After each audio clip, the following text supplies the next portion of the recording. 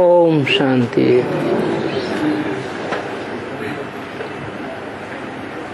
Class चल रहा था 10/4/67 का तीसरे पेज के मध्याह्न में बात चल रही थी। अभी तुम 21 जन्मों के लिए नई दुनिया में ट्रांसफर होते हो। तुमको रिटर्न में 21 जन्मों के लिए मिलता है और भक्ति मार्ग में तो एक जन्म के लिए अल्पकाल के लिए ट्रांसफर करते हैं।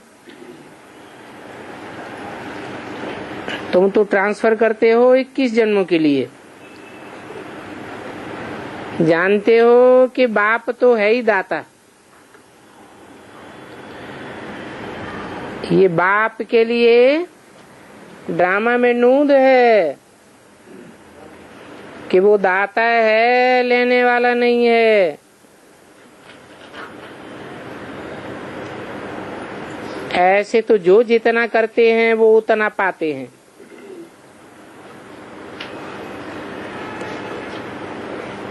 भक्ति मार्ग में वो इनडायरेक्ट दान करते हैं, गुरुओं के थ्रू, तो उनको अल्पकाल के लिए मिल जाता है। और इस बात की शूटिंग कहाँ होती है? कब, कहाँ होती है?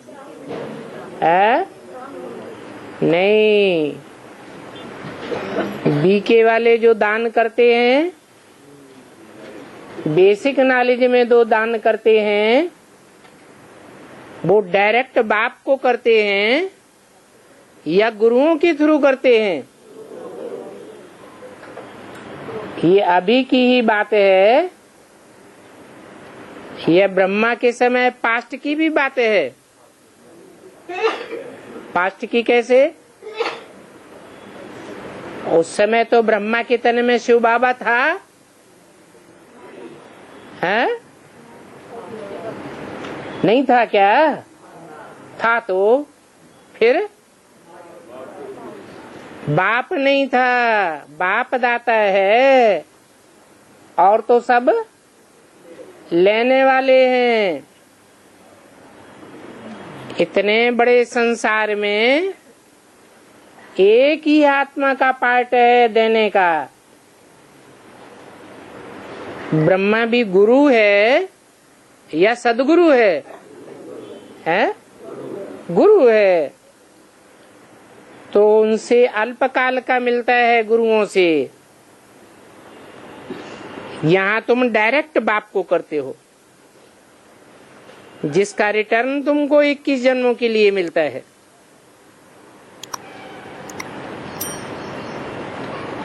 ये ब्रह्मा भी किससे प्राप्त करता है? बाप से ही प्राप्त करता है।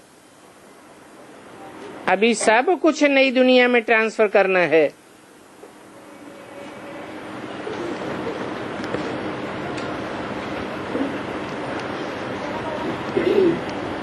इनको देखो, किनको?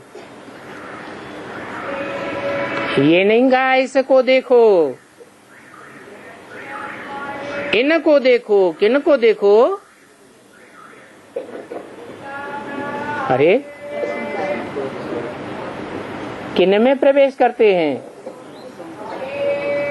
जिन में प्रवेश करते हैं, मुकर्रर रूप से या टेम्पररी रूप से, इनको देखो कितनी बहादुरी करते हैं। तुम कहते हो सब कुछ ईश्वर ने दिया है, तो अभी बाप कहते हैं अभी सब कुछ हमको दे दो। भक्ति मार्ग में तुम कहते आए ना, किसने दिया है? ईश्वर ने दिया है। तो अभी मैं प्रैक्टिकल आया हुआ हूँ। हम तुमको विश्व की बादशाही देते हैं। इस बाबा ने तो फट से दे दी, कुछ भी छुपाया नहीं, फुल पावर दे देते हैं।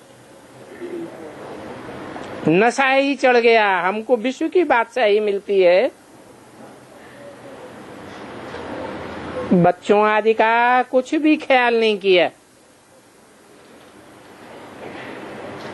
बस बुद्धि में बैठ गया देने वाला ईश्वर है, तो फिर जिम्मेवारी थोड़ी ही रही किसी की।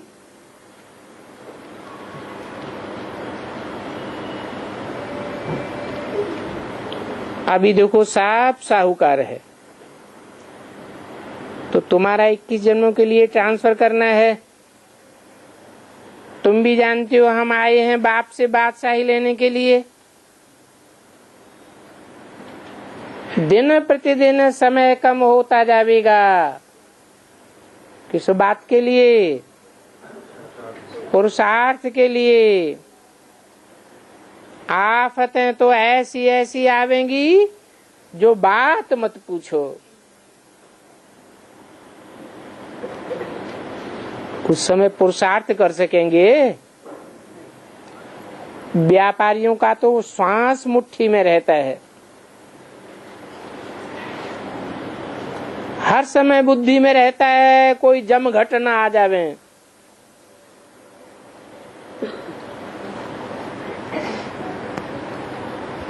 इनकम टैक्स वाले आते हैं सिपाहियों के साथ, तो सिपाही का मुंह देखा और बेहोश हो जाते हैं। आगे चल करके तो बहुत तंग करेंगे। सोना आदि कुछ भी नहीं रखने देंगे।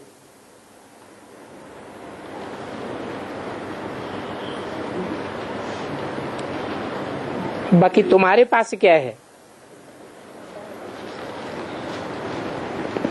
उस समय तुम्हारे पास क्या रहेगा? कुछ रहेगा? अरे तुमने तो पहले ही बाप को दे दिया 21 जन्म के लिए लेने के लिए। तुम्हारे पास पैसे ही नहीं रहेंगे जो कुछ खरीद करके खा सको।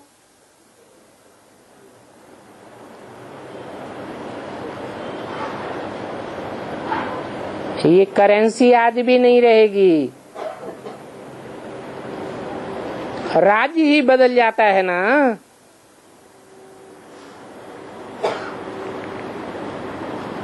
पिछाड़ी में बहुत दुखी होकर के मरते हैं। बहुत दुखों के बाद फिर बहुत सुख होगा। ये होना है खूनी ना खेल। नेचुरल कैलेमिटीज भी होंगी। इससे पहले बाप से पूरा वर्षा लेना चाहिए। किससे पहले है? विनाश होने से पहले, शुरू होने से पहले बाप से पूरा वर्षा लेना चाहिए। बल घूमो फिरो, सिर्फ बाप को याद करो तो पावन बन जावेंगे। बाकी आफतें तो बहुत आवेंगी। हाय हाय करते मरते रहेंगे। अंतमते सोगते होती रहेगी। तुमको तो एक ही शिव बाबा की याद में रहना है। अंत में शिव बाबा की याद में रह करके शरीर छोड़ देंगे और किसी भी मित्र संबंधी आदि की याद नहीं आवेगी। अंतकाल बाप को ही याद करना है। ऐसे करेंगे तो नारायण ही बनना है। ये प्रैक्टिस बहुत करनी पड़े, नहीं तो बहुत पछताना पड़ेगा। अगर और कोई की याद आई तो ना पास हो जाएंगे। जो पास होंगे वो ही विजयमाला में आवेंगे। तो अपने से पूछना चाहिए कि अभी हम बाप को कितना याद करते हैं। अगर उस समय कुछ भी हाथ में होगा तो वो याद आता रहेगा।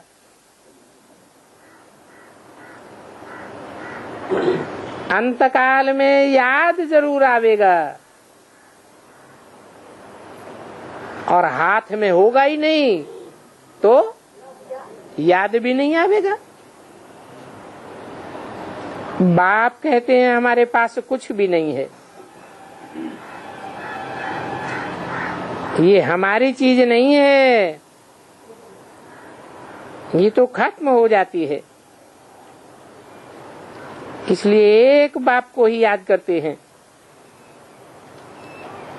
अलफ और बे, बस यही प्रैक्टिस करनी है। बाकी गृहस्थ व्यवहार में तो रहना ही है। कन्याएं तो फ्री होती हैं, कन्याओं को नौकरी तो करना नहीं है।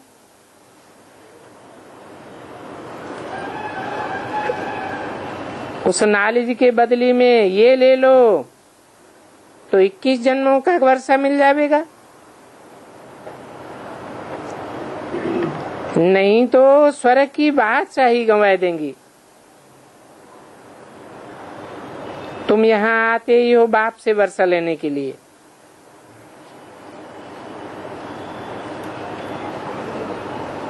बाकी पावन तो जरूर बनना पड़े। श्रीमत पर चलेंगे तो कृष्ण को गोद में लेंगे।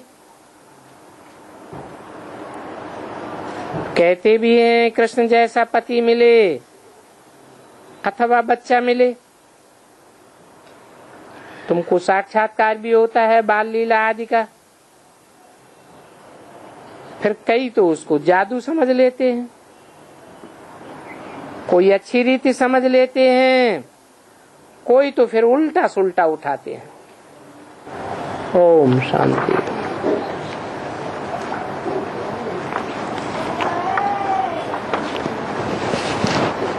आज का प्रातः क्लास है 5/5/67। रिकॉर्ड चला है हमारे तीर्थ न्यारे हैं।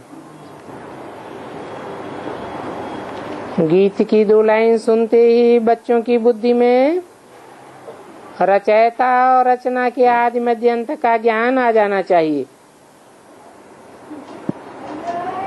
ज्ञान उनकी बुद्धि में आवेगा जो सालिम बुद्धि है।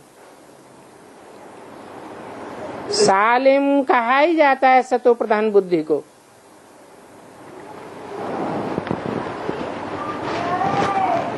बाकी तो सतो प्रधान भी हैं तो सतो रजो तमो भी हैं, स्टेजेस तो होती ही हैं। बच्चे जानते हैं हमारी जो पत्थर बुद्धि हो गई है उसको पारस बुद्धि बनाने वाला शिव बाबा आया हुआ है।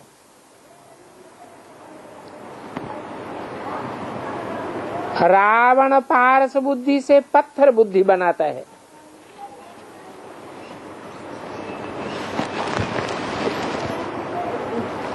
क्योंकि रावण का तो अभी राज्य है, तो उनकी मत पर चलते चलते पत्थर बुद्धि बन जाते हैं। अभी फिर शिव बाबा पत्थर बुद्धि से पारस बुद्धि बनाने आए हैं।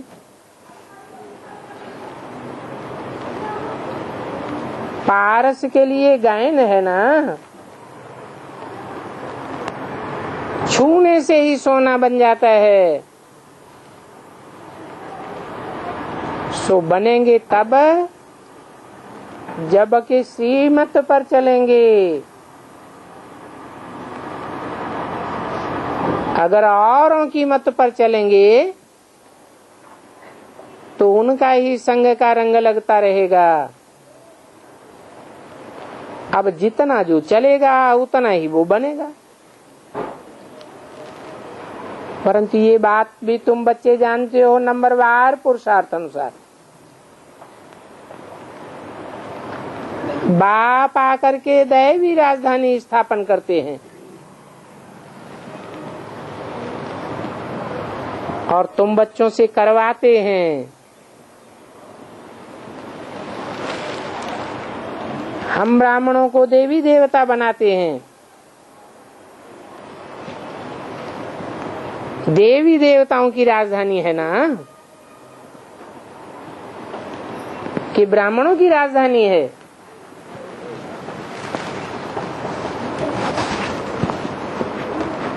जो बोला हम ब्राह्मणों को देवी देवता बनाते हैं,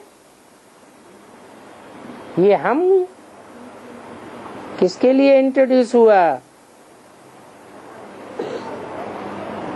है? हम देवी देवता बनाते हैं जिन्होंने बाप को पहचाना है। फिर ब्राह्मण कौन बनाते हैं?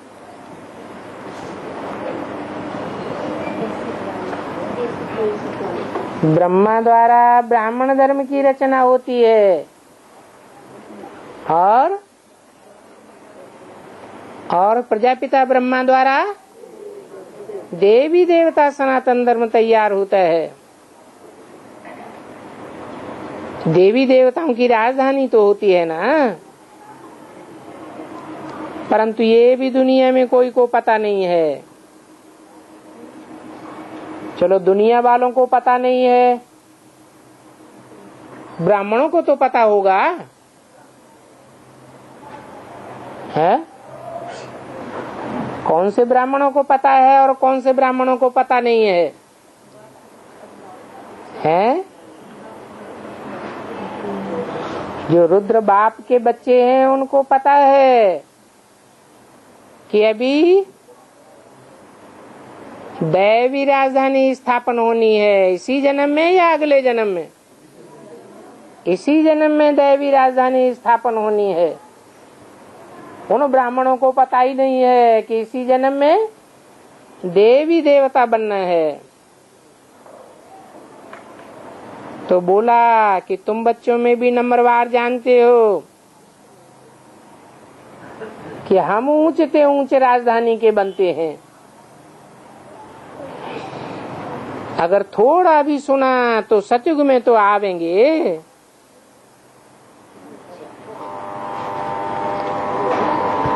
नशा तो उनको चढ़ता है जो समझते हैं कि हम अपनी राजधानी स्थापन करेंगे। अभी हम स्वर्ग में लक्ष्मी नारायण बनने के लिए पढ़ रहे हैं।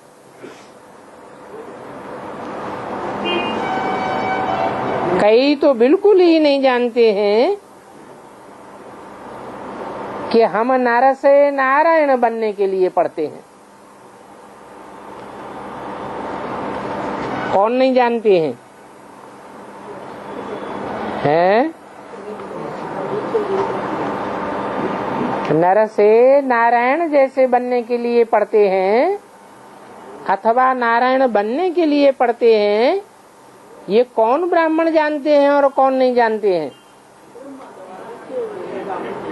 ब्रह्मा भी नहीं जानते थे कि हम नर से डायरेक्ट नारायण बनेंगे। उनकी बुद्धि में भी क्या था? पहले प्रिंस बनेंगे फिर नारायण बनेंगे। और उनके फॉलोअर्स है जो ब्रह्मा को फॉलो करने वाले हैं, उनकी बुद्धि में है कि हम नर से नारायण बनेंगे इसी जन्म में। उनकी बुद्धि में भी नहीं है। कई तो बिल्कुल नहीं जानते हम नर से नारायण जैसे बनने के लिए पढ़ते हैं।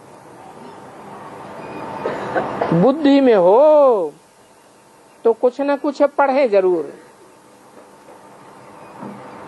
परंतु बाप की पढ़ाई पढ़ते ही नहीं है। जो समझे कि हमको पढ़ाने वाला पारसनाथ आया हुआ है, उनसे हम पारस बुद्धि महाराजा महारानी बनते हैं। प्रदर्शनी में तो कितना माथा मारते हो समझाने के लिए। तुम बच्चे जानते हो कि दुनिया की पत्थर बुद्धि है।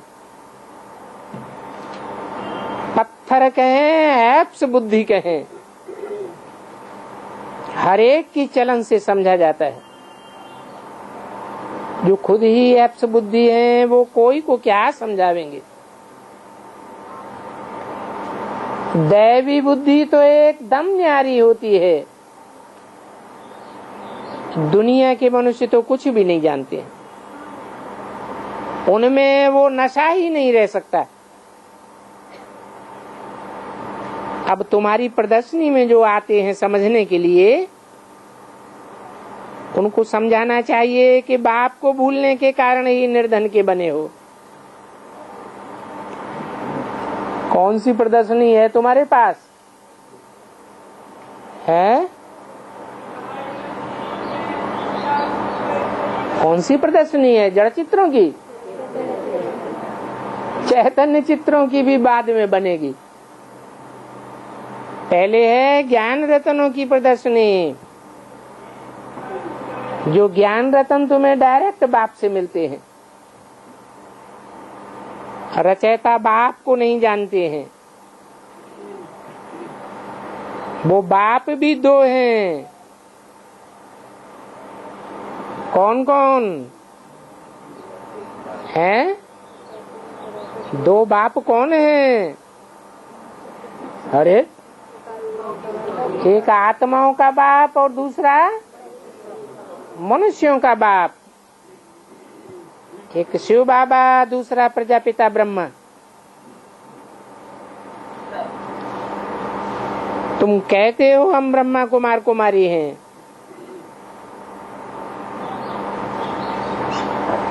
सिवाय प्रजापिता ब्रह्मा के इतने कुमार कुमारियां कहाँ से आए? पत्थर बुद्धि ये भी नहीं समझते हैं। कौन नहीं समझते हैं कि बाप के बिगर बच्चे कहाँ से आवेंगे? उनसे पूछो तुम किनके कुमार कुमारी हो, तो क्या कहेंगे? हम ब्रह्मा कुमार कुमारी हैं। ब्रह्मा माने ही ब्रह्म माने बड़ी, माँ माने माँ, बड़ी अम्मा के कुमार कुमारी हैं।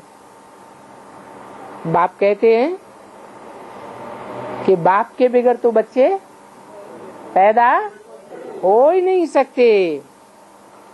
ये भी समझ नहीं है कि शिव बाबा प्रजापिता ब्रह्मा द्वारा ब्राह्मण ब्राह्मणियां बनाते हैं। बने भी हैं शिव बाबा के द्वारा। शिव बाबा के बच्चे तो सब भाई भाई हो गए, जबकि एक बाप के बच्चे बने तो फिर लड़ाई झगड़ा काहे का?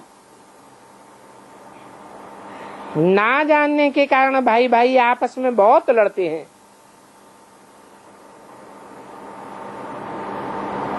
क्या समझा है? एक बाप के बच्चे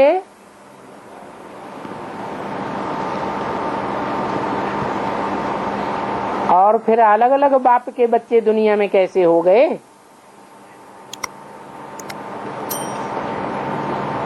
सब कहते हैं गॉड फादर,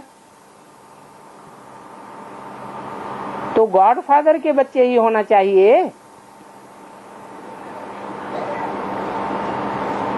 परंतु कोई समझते हैं हमारा क्राइस्ट बाप है क्रिश्चियन धर्म का,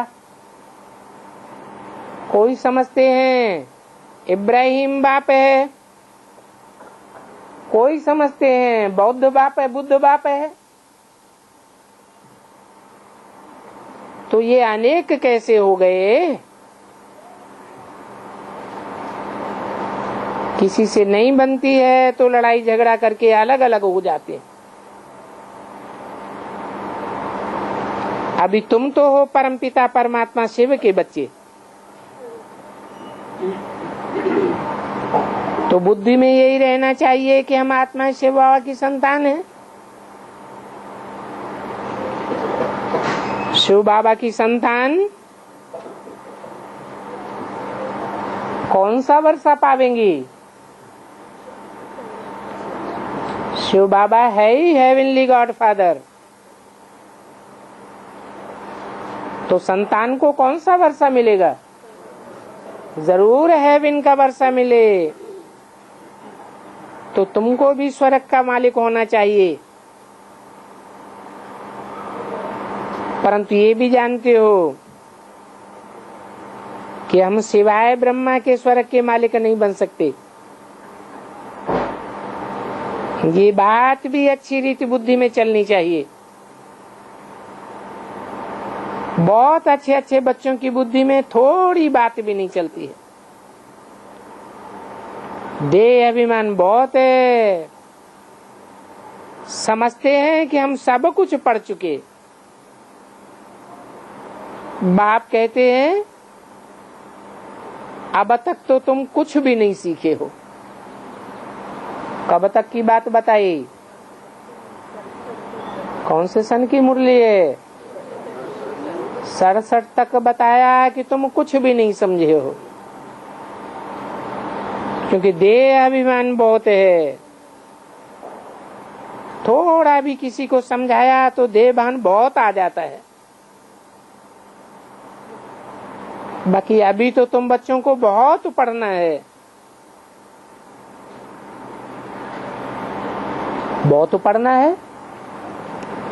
67 में बोल रहे हैं, 69 में शरीर छोड़ दिया, तो बहुत कैसे पढ़ लें? है पढ़ाई तो खत्म हो गई, फिर बहुत कब पढ़ना है? तो पहली बात समझाओ कि सब एक बाप की संतान, भाई भाई हैं। सब कौन? जो भी धर्म वाले हैं वो सब किसकी संतान हैं? अलग अलग बाप की संतान हैं कि एक बाप की संतान है? एक ही बाप की संतान सारी दुनिया है। वो कौन सा बाप है?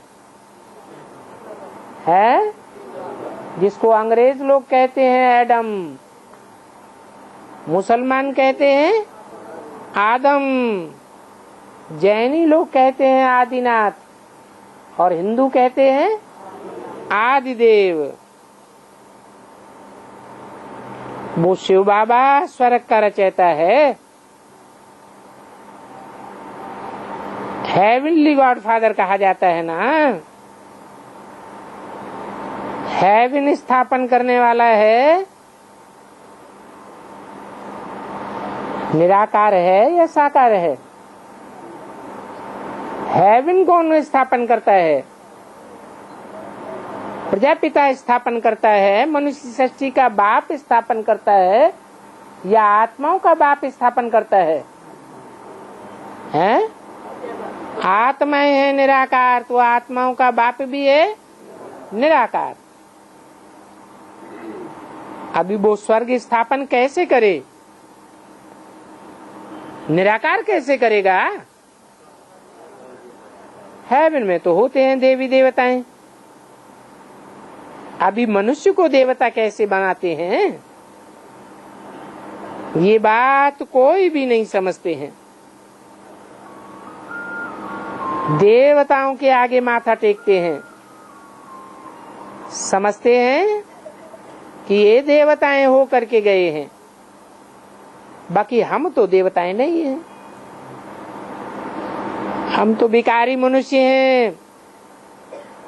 परंतु बाप ने आकर के नर को नारायण कैसे बनाया, मनुष्य से देवता कैसे बनाया, ये कोई मनुष्य नहीं जानते हैं। गाते हैं मानुष से देवता किए करतन लागी बार, ये महिमा ग्रंथ में की है। ग्रंथ वाले कृष्ण को नहीं मानते हैं, किसको मानते हैं? बोलो। अरे राम को मानते हैं कि नहीं मानते हैं? अरे पंजाब तो पास में ही है। राम को मानते हैं, कृष्ण को नहीं मानते हैं। कहते हैं मानुष से देवता की एक रतन लागी बात। तो देखो परमात्मा को मानते हैं तो पारसनाथ बनाने वाले पारसनाथ की मत पर चलना पड़े। इससे क्या साबित हुआ कि भगवान कृष्ण के द्वारा पारसनाथ नहीं बनाता है, बनता है। किसके द्वारा बनता है? राम के द्वारा बनता है। वो ही परमात्मा पार्टधारी है। नाम ही है परम आत्मा, परम पार्ट बजाने वाली आत्मा। तो उनकी मत को नहीं मानेंगे तो पार्श्वनाथ कैसे बनेंगे? बहुत हैं जो शिव बाबा की मत पर चलते ही नहीं हैं, समझते ही नहीं है कि हमको शिव बाबा की, हमें शिव बाबा मत दे रहे। समझते हैं कि ये ब्रह्मा मत देता है, परंतु बाप खुद कहते हैं ये ज्ञान तो मैं तुमको देता हूं, मैंने ये रथ लिया है, इनकी आत्मा भी पतित है। 5-5 67 की वाणी का दूसरा पेज। और ब्रह्मा कौन है ये भी कोई नहीं जानते हैं, समझते नहीं है कि सूक्ष्म वतन में प्रजापिता ब्रह्मा कहाँ से आया। जहाँ प्रजा होगी वहाँ प्रजापिता होगा। बाकी प्रजापिता ब्रह्मा तो इस दुनिया में जरूर चाहिए।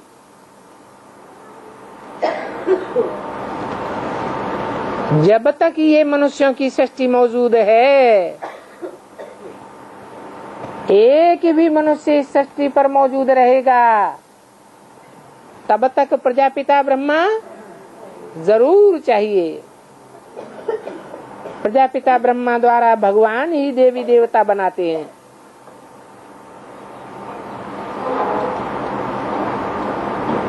जरूर मनुष्य में प्रवेश करे तब तो तुम ब्राह्मण से देवता बनो। तो ईश्वर की संतान तुम यहाँ पर ही बनते हो। सतयुग में तो ये ज्ञान भी नहीं होगा कि हम ईश्वर की संतान हैं।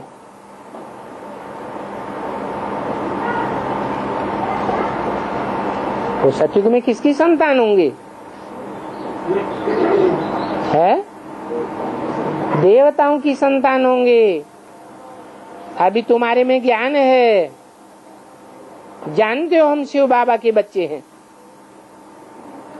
फिर ब्रह्मा द्वारा भाई बहन बने हैं। शिव बाबा तो निराकार है, ब्रह्मा द्वारा स्वर्ग की स्थापना करवाते हैं। कैसे? ब्रह्मा तो चले गए, तो द्वारा कैसे स्वर्ग की स्थापना होगी? स्वर्ग में तो देवी देवताएं होते हैं, देवताओं को तो पूजा जाता है, मंदिर बनाए जाते हैं, मूर्तियां बनती है, जिसके द्वारा स्वर्ग की स्थापना करते हैं, फिर उसकी मूर्तियां क्यों नहीं पूजी जाती? मंदिर क्यों नहीं बनाए जाते? पूजा क्यों नहीं होती? क्या झूठ बोला? ब्रह्मा द्वारा स्वर्ग की स्थापना कराते हैं? हैं? नहीं।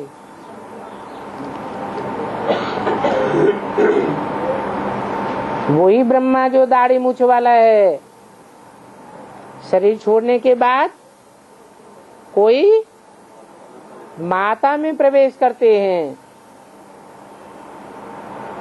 ब्रह्मा की भले पूजा नहीं होती है, मंदिर नहीं बनते हैं, मूर्तियां नहीं बनती हैं, क्योंकि पुरुष तन है, सब पुरुष दुर्योधन दुशासन है, इसलिए उनकी पूजा कैसे होगी?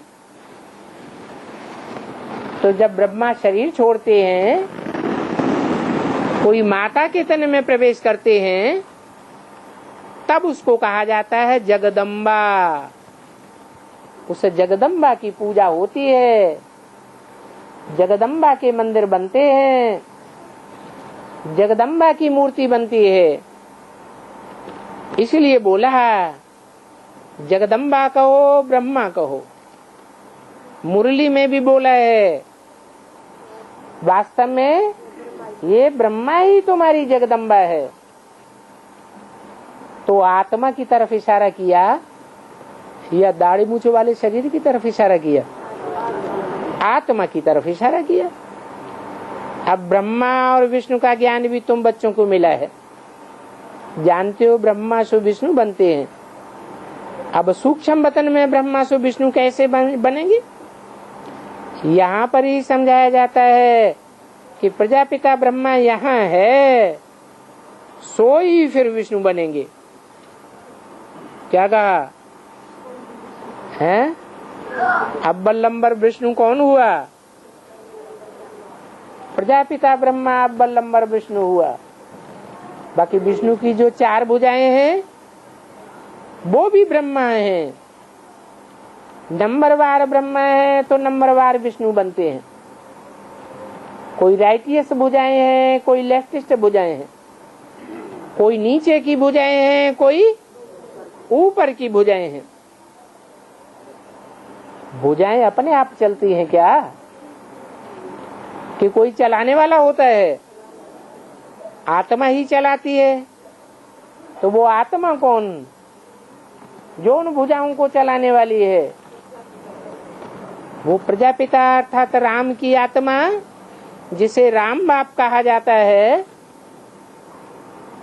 राम बच्चा कहा जाता है कि बाप कहा जाता है? कृष्ण को बच्चा बोला है और राम बाप कहा जाता है। वो राम वाली आत्मा ही विष्णु के मस्तक में है, वो ही इन 4 भुजाओं को चलाने वाली है। ज्ञान के अनुसार ही चलाती है। तो बरोबर तुम प्रजापिता ब्रह्मा की औलाद देवता बन रहे हो। विष्णुपुरी अथवा लक्ष्मी नारायण के राज्य के मालिक बनते हैं। बाबा ने बच्चों को कल भी समझाया कि ध्यान दीदार में माया बहुत प्रवेश करती है। ऐसे नहीं कि ये दीदार करते हैं इसलिए उनकी पूंछ पकड़नी है। बहुत बच्चे ऐसे हैं कि ध्यान में जाने वाली दीदी दादी दादाओं के पूंछ पकड़ के बैठे। बाप कहते हैं ये तो पढ़ाई है, इसमें ध्यान दीदार की बात नहीं है। तुम्हारे संबंधी आदि भी कहते हैं कि हम तुम्हारी पूंछ पकड़ लेंगे, तुम ज्ञान में चलो, हमें नहीं चलना है। तुम जब स्वर्ग में जावेंगे तो हम तुम्हारी पूंछ पकड़ लेंगे। तो देखो भक्ति मार्ग में उन्होंने फिर जानवर दिखाई दिए है।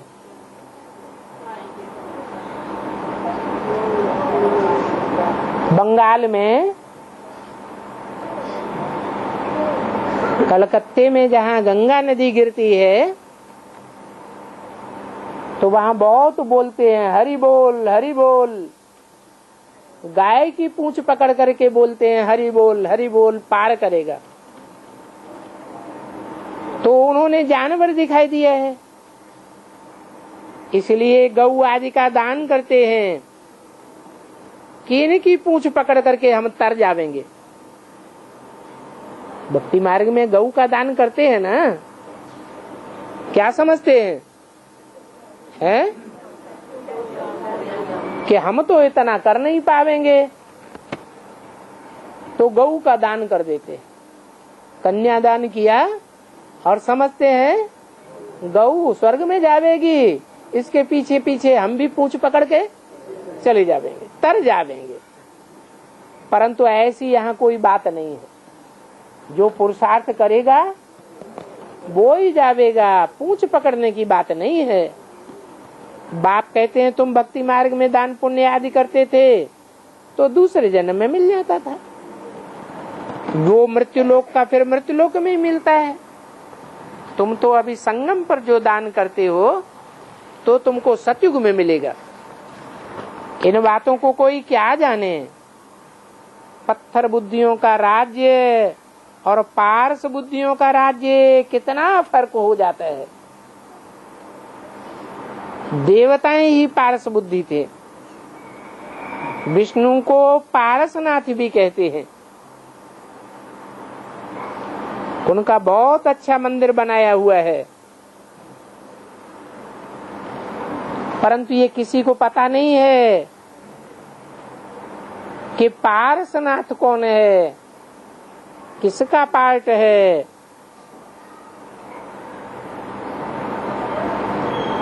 पारसनाथ के मंदिर में 4 दरवाजे दे दिए हैं। ब्रह्मा, विष्णु, शंकर और कृष्ण भी दे दिया है। एक एक दरवाजे पर दर्शन करके कुछ न कुछ रखना होता है।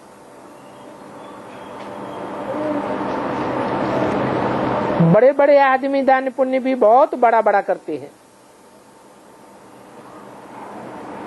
एक दरवाजा खोला, सोने की गिन्नी रखी, फिर दूसरे पर भी गिन्नी रखेंगे, चारों पर एक जैसा ही रखना पड़े। मनुष्य 1,00,000-2 लाख भी दान पुण्य करते हैं। पारसनाथ का मेला बहुत लगता है सर्दी में। क्या बेहद का अर्थ हुआ है? पारसनाथ कौन? जो अव्यक्त वाणी में बोला, जो देखे, जो सुने, उसके मुंह से क्या निकले? मेरा बाप आ गया। सिर्फ ब्रह्मा कुमार कुमारियों का नहीं आ गया, किसका आ गया? मेरा बाप आ गया, सारी दुनिया का बाप आ गया। तो ऐसा पारसनाथ जो देखने से ही, दृष्टि से, स्पर्श करने से ही बुद्धि में बैठ जाता है, निश्चय हो जाता है। कान से डायरेक्ट सुनने मात्र से ही निश्चय अटल हो जाता है। ऐसा पारसनाथ कब प्रसिद्ध होता है? गर्मी में या बरसात में? है गर्मी है, द्वापर कलयुग का मौसम। बरसात है, संगम युग का मौसम। ज्ञान की बरसात होती है ना। और सर्दी का मौसम सतयुग। तो जब सतयुग शुरू होगा संगम युग के हिस्से में, तो पारसनाथ प्रसिद्ध हो जाता है। फिर पारसनाथ का बहुत मेला लगता है। सर्दी में क्यों कहा है? उस समय पुरुषार्थ की बहुत ठंडी हो जाती है। जब बाप प्रत्यक्ष होते हैं तो दुनिया में विनाश शुरू होता है या नहीं होता है? विनाश शुरू हो जाता है। तो जिन्होंने प्रैक्टिस की है उनकी तो प्रैक्टिस बन जाती है, और जिन्होंने प्रैक्टिस नहीं की है उनका पुरुषार्थ ठंडा हो जाता है। तुम बच्चे अभी नंबरवार पुरुषार्थ अनुसार जानते हो कि पारसनाथ किसको कहा जाता है और कौन उनको पारसनाथ बनाते हैं। पारसनाथ है ही विष्णु का चित्र। अलग मंदिर भी होता है जिसको नर नारायण का मंदिर कहते हैं। नाम तो बहुत रख दिए हैं। सबकी अपनी अपनी बुद्धि है। तो अब बाप समझाते हैं कि तुम सब भाई भाई हो, तो एक बाप से वर्षा लेने के हकदार हो। बाप है ही स्वर्ग की स्थापना करने वाला। जरूर हमको स्वर्ग में ही वर्षा चाहिए। बाबा को भी जरूर यहाँ ही आना पड़े वर्षा देने के लिए। हैं? ये क्या बोला?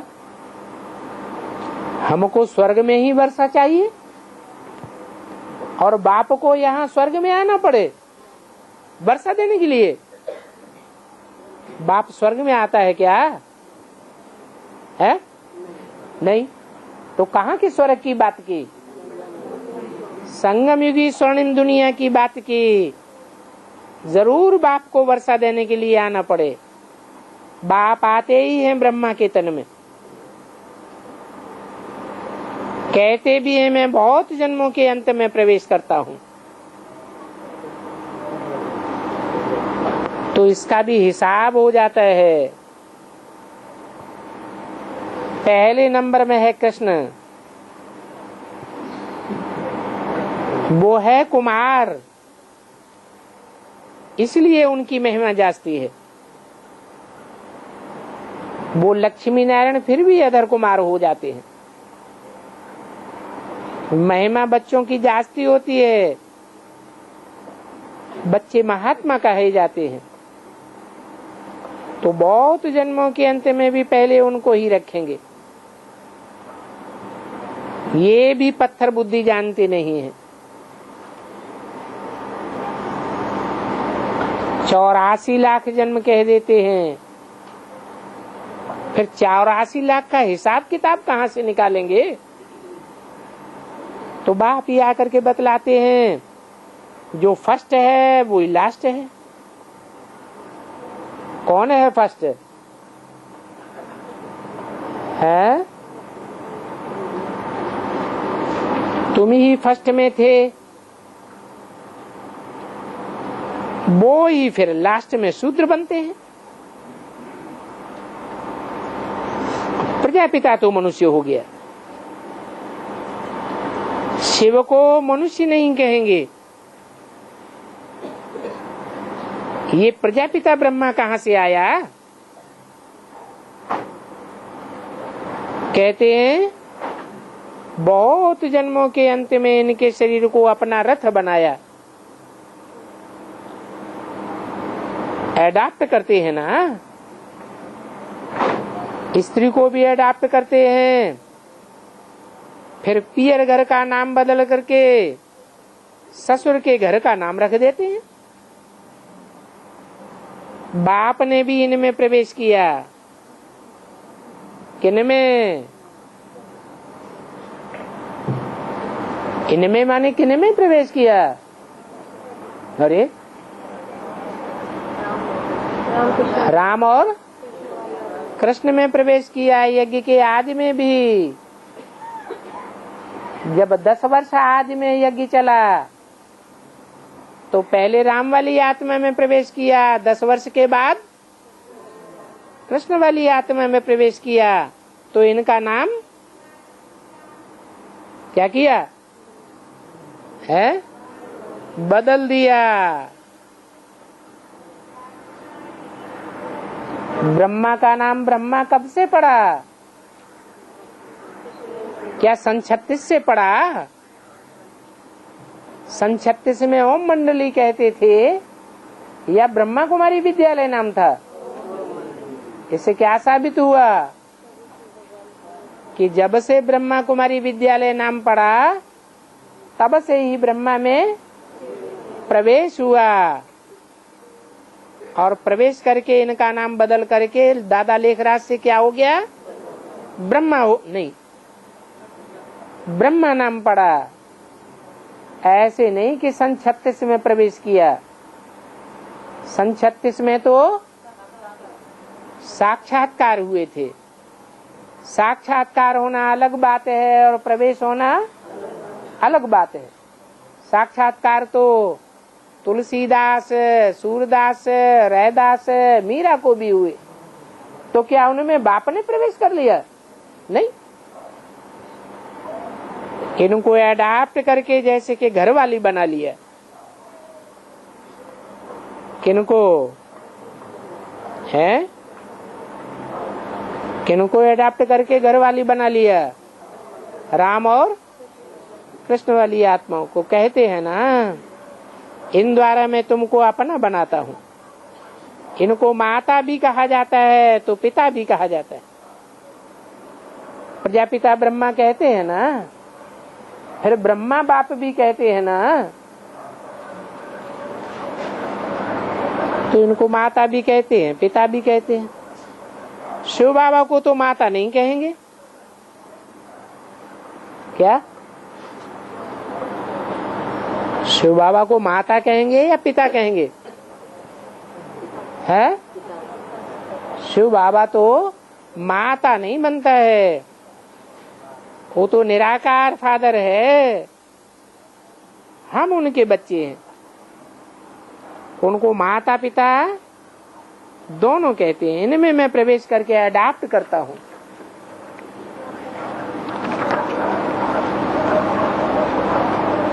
पांच 67 की वाणी का तीसरा पेज। इसलिए ये ब्रह्मा माता भी हो गई। ये बातें कोई समझते नहीं है, न ही कब किसके ख्याल में आता है कि ये ब्रह्मा माता भी है तो पिता भी है। बताओ, ये ब्रह्मा किसका पिता है?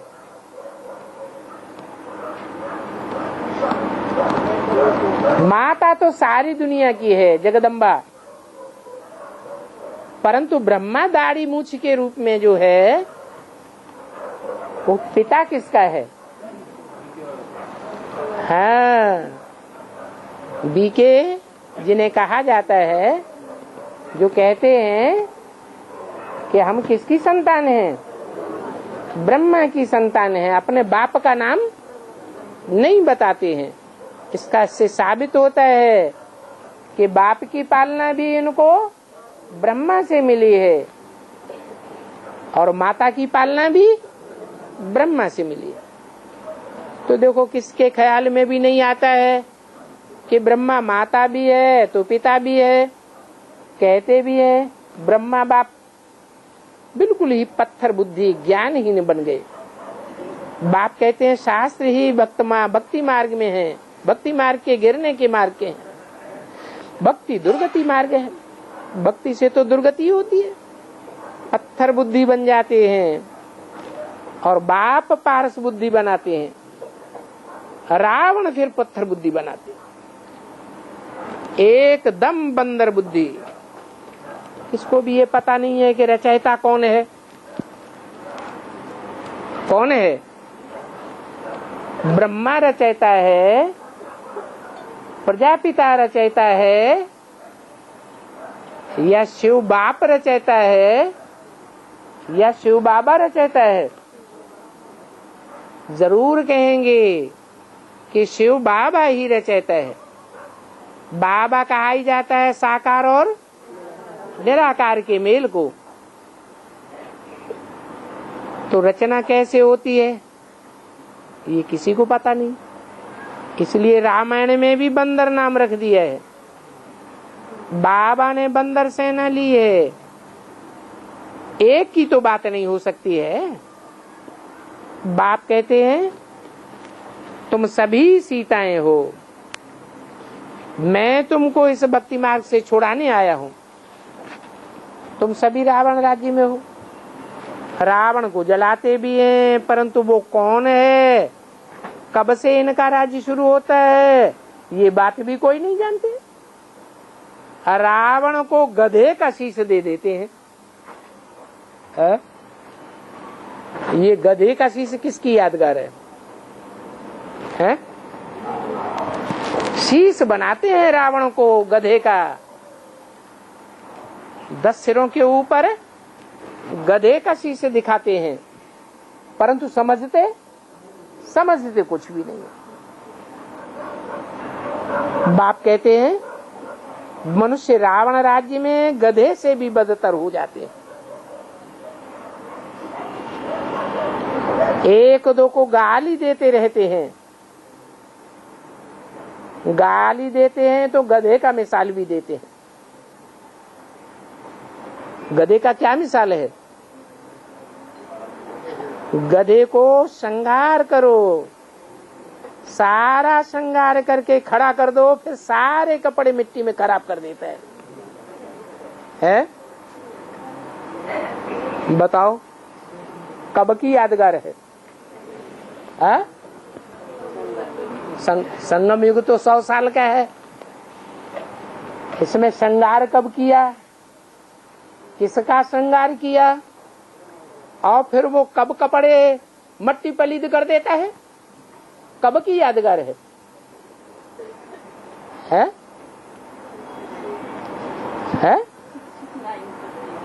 69 तक श्रृंगार किया ज्ञान रत्नों से। फिर उसके बाद देवभान की मिट्टी में लौट गया। ये कब की बात है?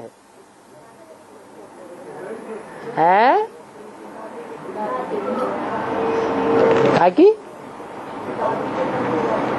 साथी गुलजार दादी के तन में कपड़े खराब करता है। तुम गुलजार दादी का नाम बदनाम कर दिया। अरे वो चंद्रमा किसके सर में दिखाते हैं? शंकर के मस्तक में चंद्रमा दिखाते हैं। वो चंद्रमा संपूर्ण है या अपूर्ण है? कपड़े खराब कर देता है तो अपूर्ण चंद्रमा है या संपूर्ण चंद्रमा है? अपूर्ण चंद्रमा है। अपूर्ण चंद्रमा होने के कारण ज्ञान पूरा बुद्धि में, ज्ञान का प्रकाश बुद्धि में पूरा नहीं बैठा है। नहीं बैठा है तो समझता है कि गीता का भगवान कृष्ण ही है। भगवान है कृष्ण, तो भगवान का काम है संग के रंग से सारी दुनिया को सुधार देना। सारी दुनिया के संग के रंग से देवताएं भी और मनुष्य भी नीचे गिरते हैं, और ये भगवान के संग के रंग से ऊपर उठते हैं। तो वो अपन को भगवान कृष्ण समझता है। साकार में कृष्ण भगवान का प्रैक्टिकल पार्ट किसका है? किसका समझता है? कृष्ण वाली आत्मा किसका पार्ट समझती है? खुद अपने आप का समझती है। तो जिस तन में भी प्रवेश करती है उस तन में वो संग का रंग लगाने के लिए पुरुषार्थ करेगा कि सब संग के रंग से पतित से क्या बन जावे? पावन बन जावे। तो पावन बनेंगे या कपड़ा खराब करेंगे? जो समझेंगे कृष्ण के संग का रंग है तो कपड़ा खराब होगा। जो समझेंगे शिव बाबा का संग का रंग है तो कपड़ा अच्छा बनेगा। मुरली में भी क्या बोलते थे? तुम किसकी गोद में आए हो? शिव बाबा की गोद में आए हैं। तो सुधार होगा या पतन होगा? सुधार। और जो समझते हैं हम ब्रह्मा की गोद में आए हैं तो पतन होगा। इस ब्रह्मा का तो चित्र भी नहीं रखना है। अगर फोटो भी रखेंगे तो पतित बन पड़ेंगे। बाबा ने तो मुरली में बोल दिया, अगर ब्रह्मा का चित्र भी अपने पास रखेंगे तो पतित बन पड़ेंगे। क्योंकि ब्रह्मा है दुनिया का सबसे बड़ा गुरु, देहधारी गुरु। देहधारी गुरुओं का चित्र जैसे भक्ति मार्ग में गले में लटका लेते हैं तो पतित बनते हैं या पावन बनते हैं? नदी में पाए होंगे बाबा।